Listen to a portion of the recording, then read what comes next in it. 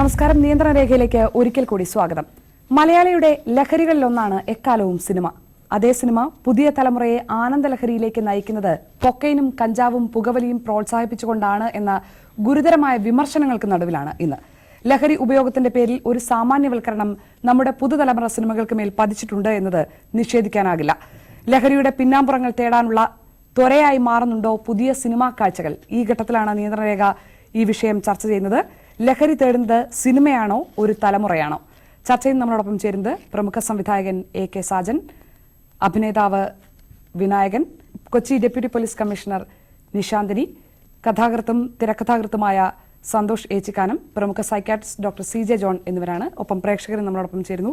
ആദ്യം ശ്രീമതി നിശാന്തിനി, ആദ്യം അറിയേണ്ടത് സിനിമയ്ക്ക് മേൽ ഒരു സാമാന്യവൽക്കരണത്തിന് ഒരു സാധ്യതയുമില്ലെന്ന് വാർത്താ ലോകത്ത് പ്രവർത്തിക്കുന്നവർക്കെല്ലാം അറിയാം. മയക്കുമരുന്ന് പിടികൂടുന്നത്, അതിന്റെ ഇരകൾ വർദ്ധിക്കുന്നതൊക്കെ കൂടുതലായി വരുന്നത് നമ്മൾ കാണുന്നുണ്ട്.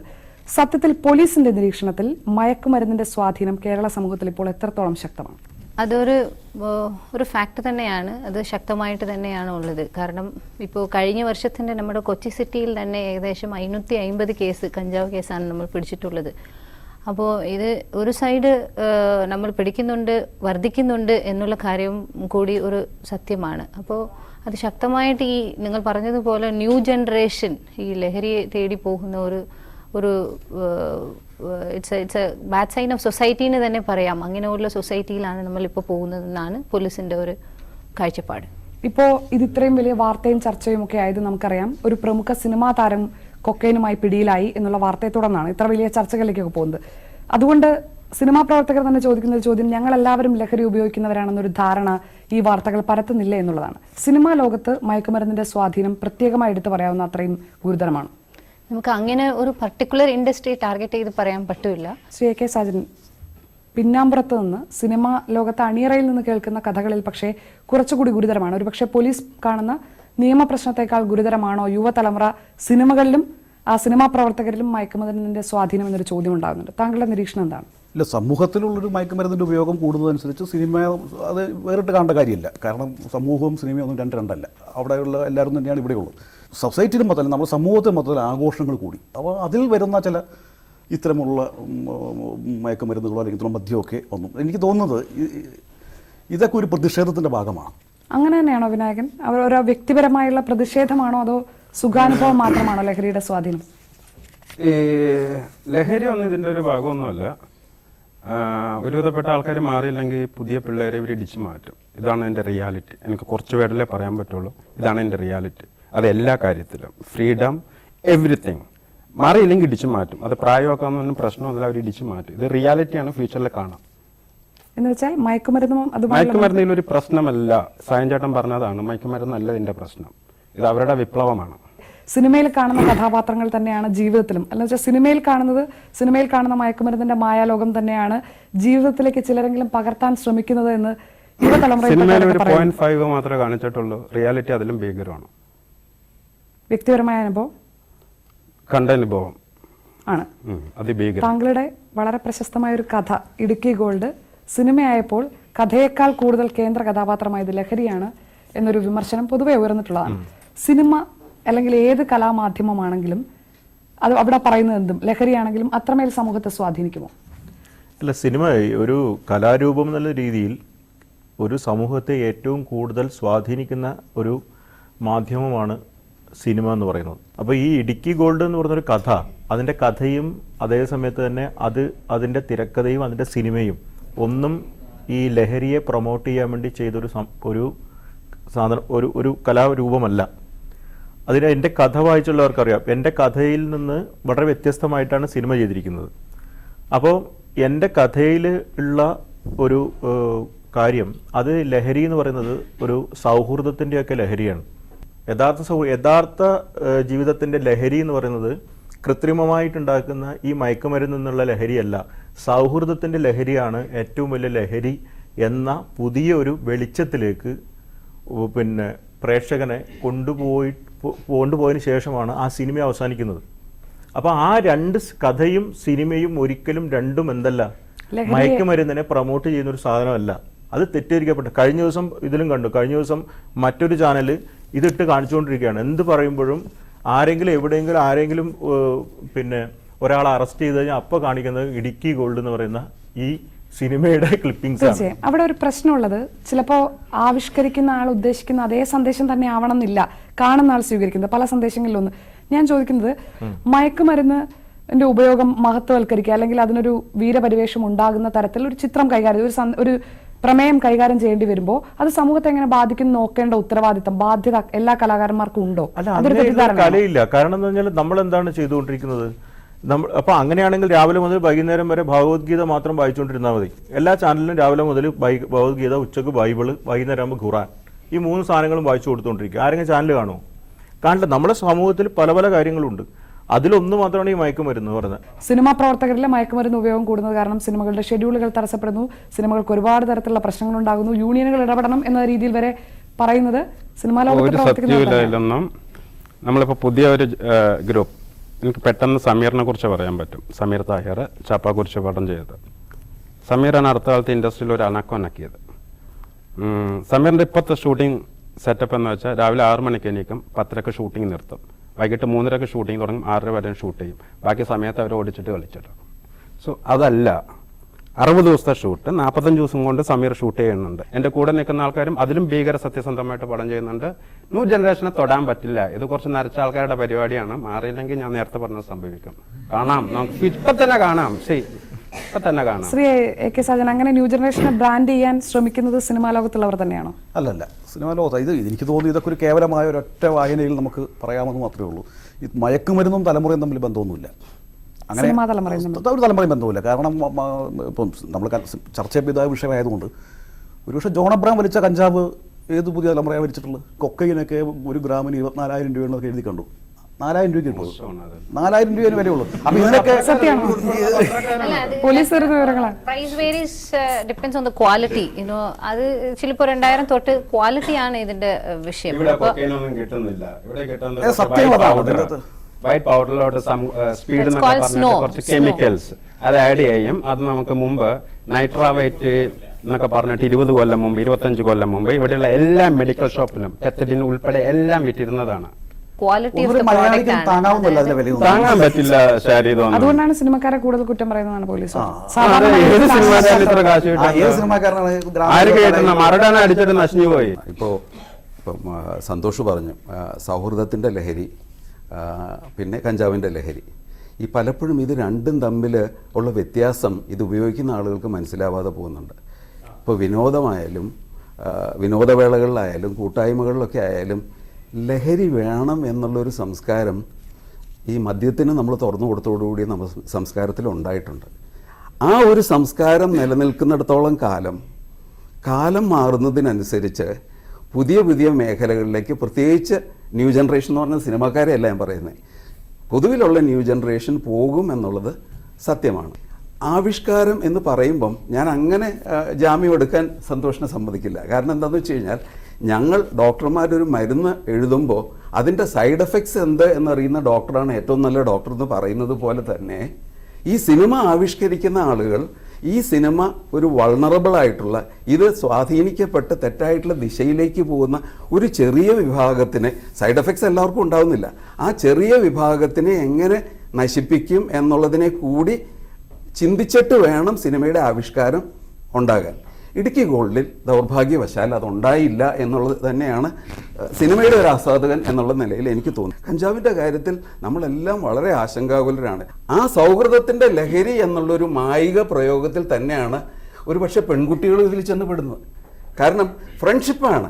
What is wrong in friendship? ഇപ്പോൾ ഇതുപോലുള്ള ഒരു കുടുക്കിൽ പെട്ട് കഴിഞ്ഞാൽ അതോടെ അവരുടെ ഫ്യൂച്ചർ പോകും. ആ നടൻ്റെ കാര്യം തന്നെ പറഞ്ഞു കഴിഞ്ഞാൽ എനിക്കറിയില്ല, അതിപ്പോൾ പ്രോമിസിംഗ് ആയിട്ടുള്ളൊരു നടൻ്റെ ഭാവി പോവുകയാണ്. പലരും ഗ്ലാമറിന്റെ ഭാഗമായിട്ട് വിശ്വസിച്ച് ഇപ്പോൾ സിനിമ ചെയ്തുകൊണ്ടിരിക്കുന്ന ശ്രീ ജയരാജ് വിജയ്, വിശ്വാസം അതല്ലേ എല്ലാം എന്ന ചിത്രത്തിന്റെ സംവിധായകൻ ശ്രീ ജയരാജ് വിജയ് നമ്മളോടൊപ്പം ഉണ്ട്. താങ്കൾക്ക് ഈ ഇപ്പോഴത്തെ ഡെവലപ്മെന്റിനെ കുറിച്ചുള്ള നിരീക്ഷണം എന്താണ്? ഇപ്പോൾ എൻ്റെ മുന്നിലുള്ള ഇഷ്യൂ എൻ്റെ സിനിമ തന്നെയാണ്. ഞാനിപ്പോൾ സിനിമയുടെ ഒരു 70% പൂർത്തിയായി കഴിഞ്ഞു.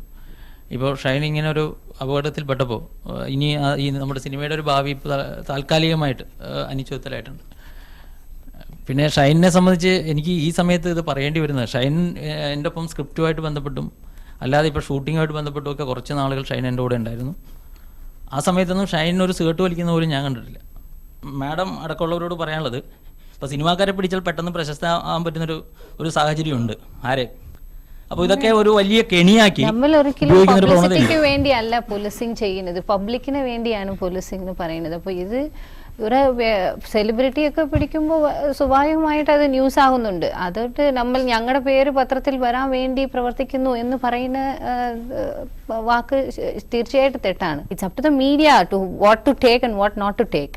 അപ്പോൾ അത് ഞങ്ങൾക്ക് ജസ്റ്റിഫൈ ചെയ്യേണ്ട ഒരു ഇതില്ല. ഒരാളെ അറസ്റ്റ് ചെയ്യുമ്പോൾ അത് ഞങ്ങൾക്ക് അങ്ങനെ പബ്ലിസിറ്റി പോലീസിന്റെ ആവശ്യമില്ല. ലീഗൽ അല്ലാത്ത ഡ്രഗ്സ് ഉപയോഗിക്കുന്നതാണ് കുറ്റകരം. അത് വളരെ സീരിയസ് ആയി തന്നെ പോലീസ് അതിനെ ആ ഒരു ആംഗിളിൽ മാത്രമാണോ കാണുന്നത്? ലീഗലി കറക്റ്റ് അല്ലാത്തത് കൊണ്ട് പിടിക്കുന്നു, കൈകാര്യം ചെയ്യുന്നു എന്ന അർത്ഥത്തിൽ മാത്രമാണ്. സോഷ്യലി അതിന്റെ ഒരു ഇമ്പാക്ട് എന്താണ്? ശരിയാണ്, ലോ എൻഫോഴ്സ്മെന്റ് ഏജൻസിയാണ് പോലീസിംഗ് എന്ന് പറയുന്നത്. എന്തെല്ലാം നിയമത്തിൽ തെറ്റാണോ അതെല്ലാം നമ്മൾ നിരീക്ഷണം ചെയ്യും, കാര്യമായിട്ട് കേസെടുക്കും, മുന്നോട്ട് പോകും, ശക്തമായിട്ട് മുന്നോട്ട് പോകും. പോലീസിന് എപ്പോഴും ഈ ശൃംഖലയുടെ താഴെ തട്ടിലുള്ള കണ്ണികളെ മാത്രമേ കണ്ടെത്താൻ കഴിയുന്നുള്ളൂ എന്ന് തോന്നില്ലേ? ആരാണ് ഇവിടെ എത്തിക്കുന്നത്? ആരാണ് വിതരണക്കാർ? വെരി സ്ട്രോങ്, അതായത് വലിയൊരു പ്രസക്തമായ ഒരു ക്വസ്റ്റ്യൻ ആണ്. പോലീസിന് ഏതൊരു ഡിപ്പാർട്ട്മെന്റും even for the government individually ഒന്നും ചെയ്യാൻ കഴിയില്ല. Both the party, that is buyer and the seller, ഇത് രണ്ടും ഒരു കനൈവൻസോട് വർക്ക് ചെയ്യുന്ന ഒരു പാർട്ടിയാണ്. അപ്പോൾ what society thinks is that ഞാൻ ഇതിൽ ഭാഗമല്ല എന്നാണ് ഈ സമൂഹത്തിന്റെ. പക്ഷേ ultimately who is the victim is a question. അപ്പോൾ policing efficiency of police depends on the cooperation from the public എന്നുള്ളതാണ് ഇവിടെ സന്തോഷ്. പക്ഷേ ഇടുക്കി ഗോൾഡിന്റെ കാര്യം നേരത്തെ ഡോക്ടർ ചൂണ്ടിക്കാണിച്ചു. അതങ്ങനെ ഇടുക്കി ഗോൾഡ് എന്ന ചിത്രം, ലഹരി മരുന്ന് ഉപയോഗം കേരളത്തിലെങ്കിലും യുവതലമുറയെ സ്വാധീനിച്ചിട്ടുണ്ട് എന്നാണ് അദ്ദേഹം ആ ചിത്രം ഒരു യുവതലമുറയെ പിന്നെ ഒരു മയക്കുമരുന്നുമായി ബന്ധപ്പെട്ടുകൊണ്ട് സ്വാധീനിച്ചിട്ടുണ്ടെന്ന് ഒരിക്കലും എനിക്ക് തോന്നുന്നില്ല. അല്ലല്ല, ഒരു മിനിറ്റ്, ആ ചിത്രം മാത്രമല്ല, ആ സമയത്ത് ഒരു സീരീസ് ഓഫ് ചിത്രങ്ങളുണ്ടായിരുന്നു. ഞാൻ ഒന്നിന്റെ പേര് പറയുന്നില്ല. പക്ഷേ ഡോക്ടർ, അത് ഫിക്ഷൻ ആണ്. സിനിമയ്ക്ക് എപ്പോഴും അതിന്റെ ബാധ്യത ഏറ്റെടുക്കും, അതാണ് എനിക്ക് സൊസൈറ്റി നല്ല പറയാനുള്ളത്. വഴിക്ക് കൊണ്ടുപോകുന്നതിന്റെ. പക്ഷെ സമൂഹവും സിനിമയും നമ്മൾ വേർപെടുത്തി കാണാൻ പറ്റില്ല. ഇപ്പൊ യങ് ജനറേഷൻ കംപ്ലീറ്റ്ലി ദേ ആക്ട് ജനറലി ആ സിനിമയുടെ ഒരു ഭയങ്കര ഇമ്പാക്ട് യങ് ജനറേഷൻ എടുത്തുണ്ട്. പക്ഷേ ഈ സാമൂഹ്യ പ്രബോധനം മാത്രമല്ലല്ലോ സിനിമയുടെ. സിനിമയൊന്നുമല്ല, റിയാലിറ്റി മ്യൂസിക് തന്നെയാണ്. സിനിമയൊന്നുമല്ല, മ്യൂസിക്കാണ്. ആൾക്കാർ വെറുതെ ബ്ലാ ബ്ലാ പറയുന്നതാണ്. ഇതൊന്നുമല്ല, മ്യൂസിക്കിലൂടെ ഇത് വർക്കൗട്ട് ആയതാണ്. സ്മോക്കേഴ്സ് പാർട്ടി എന്താണത്? എനിക്ക് മനസ്സിലാകുന്നില്ല. എന്താണ് വിവരക്കേടാണ് പറഞ്ഞുകൊണ്ടിരിക്കുന്നത്? Smokers party, DJ party. എന്താണ് DJ പാർട്ടി അറിയോ? നമ്മൾ സാധാരണ രീതിയിൽ കാണുന്നത് പോലെ എല്ലാത്തിലും ഡിസ്കോ ജോക്കി അടക്കം എന്താണ് ആ കോൺസെപ്റ്റ്? എങ്ങനെയാണ് ആ പാർട്ടിയിലൊന്നും 80-കളിലും 70-കളിലും ഉണ്ടായിട്ട് അവിടെ ഒന്നും ഡ്രഗ് ഡീൽ ചെയ്തിട്ടില്ല. എന്നാൽ ഈ ജനറേഷനിൽ മാത്രമേ ഒരു ടേം ഉണ്ട്. അപ്പൊ അത് റേവ് പാർട്ടി മീൻസ് ഇത് കുറെ സമയങ്ങൾ എടുക്കുന്ന പാർട്ടിയാണ്. ഗോവയിൽ എല്ലാം റേവ് പാർട്ടിയാണ്. ഗോവയിൽ നടക്കുന്നത് നമ്മൾ ഇന്ന് അങ്ങനെയല്ല. റേവ് പാർട്ടിയിൽ kind of music which is played, that is trance music എന്ന് പറയുന്ന ഒരു മ്യൂസിക് ആണ്. ആ മ്യൂസിക്കിന്റെ എഫക്ട് അറിയണമെങ്കിൽ you should take some of the other drugs so that you can really enjoy the music എന്നുള്ളതാണ്. അല്ല, അതൊന്നും അല്ല മാഡം, അതൊന്നും അല്ല. റേവ് പാർട്ടി ഇസ് ഒരു ടൈം എടുക്കുന്ന ഒരു സ്ട്രെച്ച് ഓഫ് പാർട്ടിയാണ്.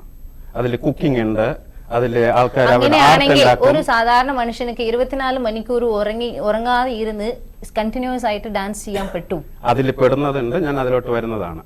ഒരുപക്ഷെ എല്ലാം അങ്ങനെ ആയിരിക്കില്ല. പോലീസ് കണ്ടെത്തിയിട്ടുണ്ട് കൊച്ചിയിൽ പല പാർട്ടികളിലും. പോലീസ് ഒന്നും കണ്ടെത്തിയിട്ടില്ല ആ ഏരിയയില്. പോലീസ് കണ്ടെത്തിയത് ഇവിടെ ബോട്ടിൽ നടന്ന ഒരു 2 തുണ്ട് കഞ്ചാവ് മാത്രമേ കണ്ടെത്തിയിട്ടുള്ളൂ. രണ്ട് തുണ്ട് കഞ്ചാവ് മാത്രമേ പോലീസുകാർ കണ്ടെടുത്തുള്ളൂ. ബോട്ടിൽ കഞ്ചാവ് അല്ല കണ്ടെത്തിയത്, നമ്മൾ അഗൈൻസ്റ്റ് ദാറ്റ് ആൽക്കഹോൾ ഒന്നും ലൈസൻസ് ഇല്ലാതെ പോയതാണ്. കലാകാരൻ മയക്കുമരുന്ന് ഉപയോഗിക്കുന്നത് മറ്റൊരു പ്രശ്നമാണ്. കലാകാരന്റെ സൃഷ്ടിയിലൂടെ മയക്കുമരുന്നിന്റെ സ്വാധീനം കൂടുന്നുണ്ടോ എന്നുള്ളത് അത് രണ്ട് പ്രശ്നമായി തന്നെ കാണാം. ഈ സമൂഹത്തെ നന്നാക്കുക എന്ന് പറയുന്ന ഒരു ഹെഡ്മാസ്റ്ററിംഗ് ജോലി കലാകാരനില്ല. അങ്ങനെ പറയാൻ പറ്റില്ല. എന്ന് പറഞ്ഞാൽ നമുക്ക് നശിപ്പിക്കാന്നുള്ളതും ഇല്ലല്ലോ. ഇവിടെ വ്യക്തിപരമായ സ്വാതന്ത്ര്യം, കലാകാരൻ മയക്കുമരുന്ന് ഉപയോഗിക്കുന്നത് വ്യക്തിപരമായ സ്വാതന്ത്ര്യം. ഇപ്പോൾ പിടിക്കപ്പെട്ട നടന്റെ കാര്യത്തിൽ പോലും നമുക്ക് അങ്ങനെ കണ്ടാൽ മതി. അതല്ലാതെ ഇൻഡസ്ട്രിയെ ബാധിക്കുന്ന പ്രശ്നങ്ങൾ അതിലില്ല. ഇല്ല, ഉറപ്പാണ്. ഈ പുതിയ തലമുറ വരുന്ന സംവിധായകരെല്ലാവരും തന്നെ മയക്കുമരുന്ന് കഴിച്ചാണ് സിനിമ അങ്ങനെ ഉണ്ടാക്കാൻ പറ്റില്ല. ഒരിക്കലും നടക്കില്ല. ചെറിയൊരു ശതമാനമെങ്കിലും എന്ന് പറയുന്നത്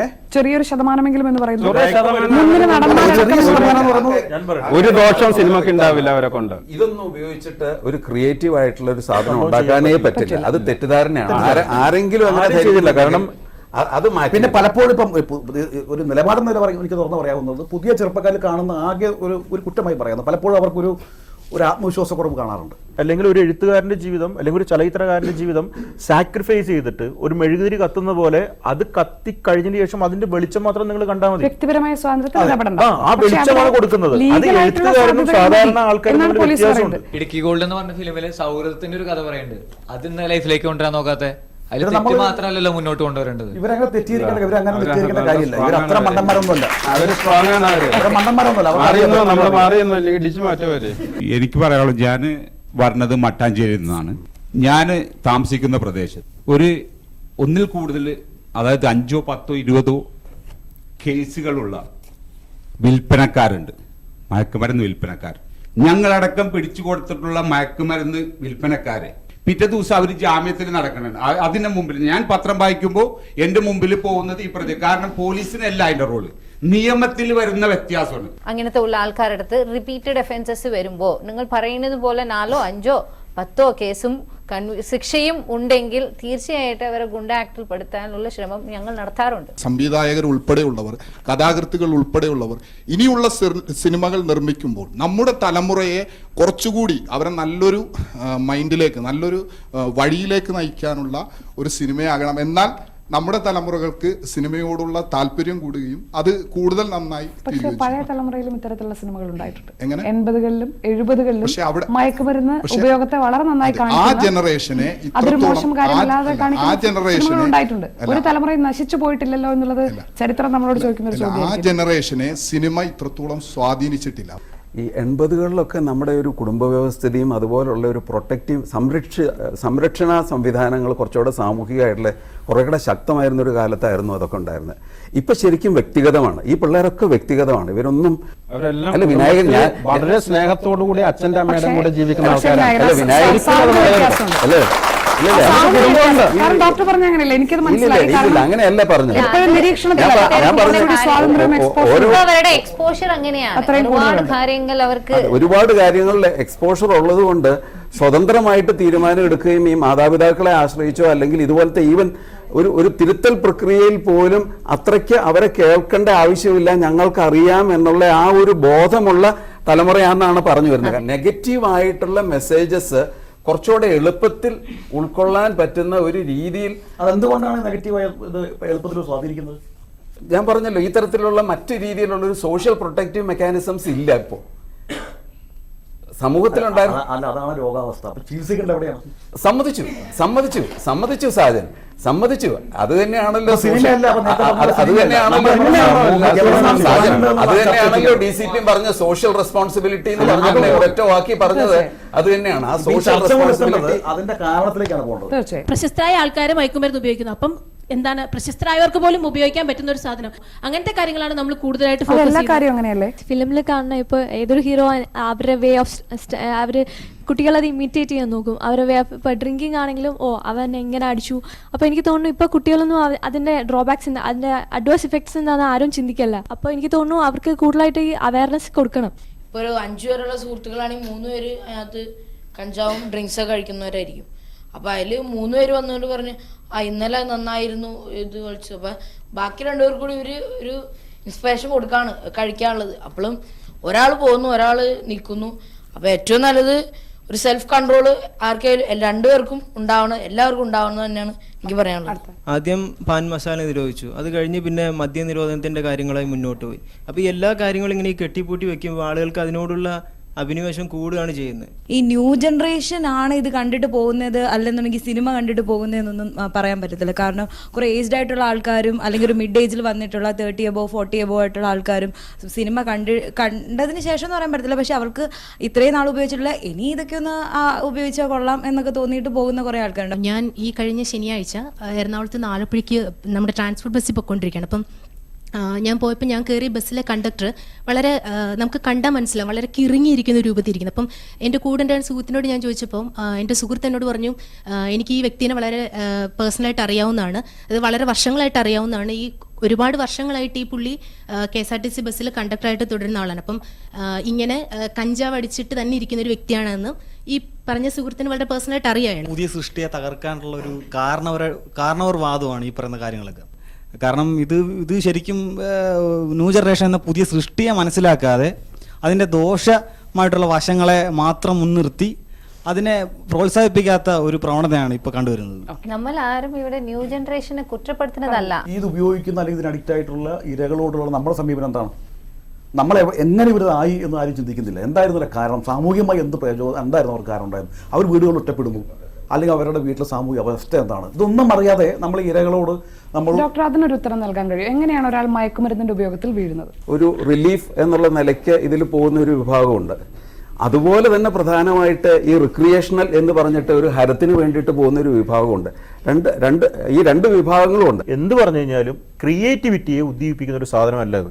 മദ്യപിച്ച് കഴിഞ്ഞതിന് ശേഷം നിങ്ങളുടെ ഹാങ് ഓവർ മാറിയതിന് ശേഷം മാത്രമേ നിങ്ങൾക്ക് ഒരു രചനയിലേക്ക് ഏർപ്പെടാൻ വേണ്ടി പറ്റുള്ളൂ. അത് അയ്യപ്പനാണെങ്കിലും അയ്യപ്പനാണെങ്കിലും ജോൺ എബ്രഹാം ആണെങ്കിലും ആരാണെങ്കിലും. സാജൻ പറഞ്ഞ പോലെ ഞങ്ങൾ സിനിമ നിർമ്മിക്കും, സമൂഹത്തിൻ്റെ അതെങ്ങനെ റിയാക്ട് ചെയ്യുന്നു എന്നുള്ളൊരു ഉത്തരവാദിത്വം ഞങ്ങൾക്കില്ല എന്നൊന്നും പറയാൻ അതിനോട് ചോദിക്കാൻ പറ്റില്ല. അല്ല സാർ, അതിൻ്റെ ഒരു അതൊരു കലയാണ്. ആ കല അത് നമുക്കത് കാണിച്ചു കൊടുക്കാതെ ഇത് തെറ്റാണോ ശരിയാണോ നമുക്ക് പറയാൻ പറ്റില്ല.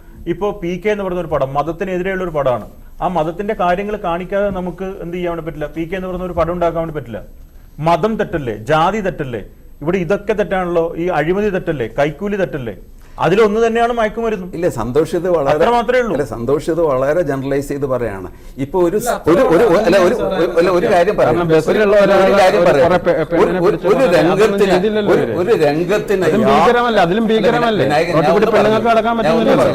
ഒരു രംഗത്തിന് യാതൊരു രീതിയിലും പ്രസക്തമല്ലാത്ത രീതിയിൽ ഒരു മദ്യപാന രംഗം തുന്നി ചേർക്കുന്നതോ കഞ്ചാവ് വലിക്കുന്ന രംഗം തുന്നി ചേർക്കുന്നതോ ഈ പറഞ്ഞ തത്വങ്ങളോടെല്ലാം ഞാൻ യോജിക്കുന്നുവെങ്കിൽ പോലും ഞാൻ വിയോജിക്കുന്ന ഒരു കാര്യം. സിനിമ എന്ന് പറയുന്നത്, കല എന്ന് പറയുന്നത് ഒരുതരം കൗൺസിലിംഗ് തന്നെയാണ്. അതായത് മയക്കുമരുന്നിനെ പ്രോത്സാഹിപ്പിക്കുന്ന ഒരു കലയെ ഞാൻ ഒരിക്കലും അംഗീകരിക്കുന്നില്ല. Controlled substance and the psychotropic substance, ഇത് രണ്ടും വേർതിരിച്ച് കാണിക്കുന്നതാണ് NDPS ആക്ട്. കഞ്ചാവായാലും കൊക്കൈനായാലും. കൊക്കൈൻ ഇപ്പോൾ സ്മോൾ ക്വാണ്ടിറ്റി എന്ന് പറയുമ്പോൾ less than 2 grams is A small quantity. അതിന് 6 മാസം ശിക്ഷ തടവ് അത്രേ ഉള്ളൂ. പക്ഷേ more than 2 grams to 100 grams is A intermediate quantity. അതിന് ശിക്ഷ എന്ന് പറയുന്നത് 10 കൊല്ലം വരെ നമുക്ക് ശിക്ഷിക്കാനുള്ളതാണ്. തീർച്ചയായിട്ടും സിനിമാക്കാരല്ല, ഏത് മനുഷ്യരാണെങ്കിലും പൂർണ്ണമായി നല്ല രീതികൾ മാത്രം പാലിച്ച് സിഗരറ്റ് വലിക്കാതെ, മദ്യപിക്കാതെ, ഭക്ഷണം കൂടുതൽ കഴിക്കാതെ നല്ല രീതിയിൽ ജീവിച്ചു കൊള്ളണം എന്നൊന്നും ആർക്കും പറയാൻ കഴിയില്ല. അത് സമൂഹത്തിന്റെ ഉത്കണ്ഠയുമല്ല, അവനവന്റെ ഉത്തരവാദിത്തം, അവനവന്റെ കാര്യം. തീർച്ചയായും. പക്ഷേ ഒരു കാര്യം ഇവിടെ ഇപ്പോൾ പൊതു ചർച്ചയിൽ വരുന്നത്, കൂടുതൽ സ്വാധീനിക്കുന്നവർ, റോൾ മോഡലാകുന്നവർ, കൂടുതൽ ബഹുമാനിക്കുകയും ആരാധിക്കുകയും ചെയ്യുന്നു. അവർക്ക് സമൂഹത്തിന് പൊതുവെ സ്വീകാര്യമായ അല്ലെങ്കിൽ വലിയ കുറ്റങ്ങൾ ഒഴിവാക്കി ജീവിക്കാനുള്ള ബാധ്യതയുണ്ടോ? പിന്നെ സമൂഹം നമ്മൾ ചിന്തിക്കുന്നുണ്ടെങ്കിൽ അവർക്ക് കുറച്ച് നല്ലോണമൊക്കെ ചിന്തിക്കുന്ന ആൾക്കാർ കുറച്ച് നന്മയെങ്കിലും നാട്ടിനോട്ട് ചെയ്യണം. ഞാൻ അത്യാവശ്യം ശരീരമൊക്കെ നോക്കി ജീവിക്കുന്ന ആളാണ്. എന്ത് തിന്നാൻ പാടില്ല എന്ന് വെച്ച് കഴിഞ്ഞാൽ കാബേജ് തിന്നാൻ പാടില്ല, അവർന്ന് വരും, മാങ്ങ തിന്നാൻ പാടില്ല, തേങ്ങ തിന്നാൻ പാടില്ല, ഒന്നും തിന്നാൻ പാടില്ല. പിന്നെ എന്ത് ചെയ്യും? ശരീരം മാത്രം നോക്കാം, ഇതിലെ നടക്കുള്ളൂ. നടക്കാത്ത പരിപാടിയൊന്നുമില്ല. സിനിമ ഒരു കൗൺസിലിംഗ് മാധ്യമമാക്കണം എന്നുള്ളതിനോട് എനിക്ക് അഭിപ്രായമില്ല. സിനിമയ്ക്ക് സിനിമയുടേതായ ഒരു സ്വാതന്ത്ര്യമുണ്ട്. അത് ഏത് വേണമെന്നുള്ളത്. ഇപ്പോൾ സ്ഫടികം എന്ന് പറഞ്ഞ സിനിമയിൽ മോഹൻലാൽ ഊർവശിയും കള്ളു കുടിച്ചിട്ട് കള്ളു ഷാപ്പിലെ വില ഇതൊന്നും കൂടിയില്ല, വിൽപ്പനയൊന്നും കൂടിയില്ല, കള്ളു ഷാപ്പൊക്കെ പൂട്ട് ചെയ്ത്. ഇതൊക്കെ തിരിച്ചറിയാനുള്ള യുക്തിയും ബോധമുള്ള യുവാക്കളാണ് അവരൊക്കെ. വളരെ നന്ദി. ചർച്ചയിൽ സജീവമായി പങ്കെടുത്ത അതിഥികൾക്കും പ്രേക്ഷകർക്കും. ഒരു കാര്യം ചർച്ചയ്ക്കൊടുവിലും വളരെ വ്യക്തമാണ്, സിനിമാ കഥ പോലെ മായികമായ വാർത്തകളാണോ സിനിമാ ലോകവുമായി ബന്ധപ്പെട്ട മയക്കുമരുന്ന് ഉപയോഗവുമായി ഉണ്ടാകുന്നതെന്ന സംശയമാണ് നമ്മുടെ സിനിമാ ലോകത്തു നിന്നുള്ള അതിഥികൾ ചർച്ചയിൽ പങ്കെടുക്കുന്നത്. അങ്ങനെ ആകണം എന്നാണ് ഒരുപക്ഷെ മലയാളികൾ ആഗ്രഹിക്കുന്നുണ്ടാവുക. കാരണം ഒരുപാട് മലയാളികൾ സിനിമാ ലോകത്തെ സ്നേഹിക്കുന്നു, സിനിമാ പ്രവർത്തകരെ സ്നേഹിക്കുകയും ബഹുമാനിക്കുകയും ചെയ്യുന്നു എന്നുള്ളതുകൊണ്ട്. പക്ഷേ മയക്കുമരുന്നിന്റെ സ്വാധീനം നമ്മുടെ സമൂഹത്തിൽ സിനിമയുമായി ബന്ധപ്പെട്ട ഒന്നല്ല, അതിനേക്കാൾ ഗുരുതരമായ ഒരു വലിയ സാമൂഹ്യ പ്രശ്നമായി മാറിയിട്ടുണ്ട് എന്നുള്ളതിന് സാക്ഷ്യപത്രങ്ങൾ ഏറെയാണ്, സംഭവങ്ങൾ ഏറെയാണ്. അവിടെ പൊതുസമൂഹത്തിന്റെ ജാഗ്രതയ്ക്കും ബോധവൽക്കരണത്തിനും മാത്രമേ ശരിയായ ഉത്തരം കണ്ടെത്താൻ കഴിയൂ എന്ന പൊതു അഭിപ്രായം പങ്കുവച്ചുകൊണ്ട് നീണ്ട രേഖ പൂർണ്ണമാകുന്നു.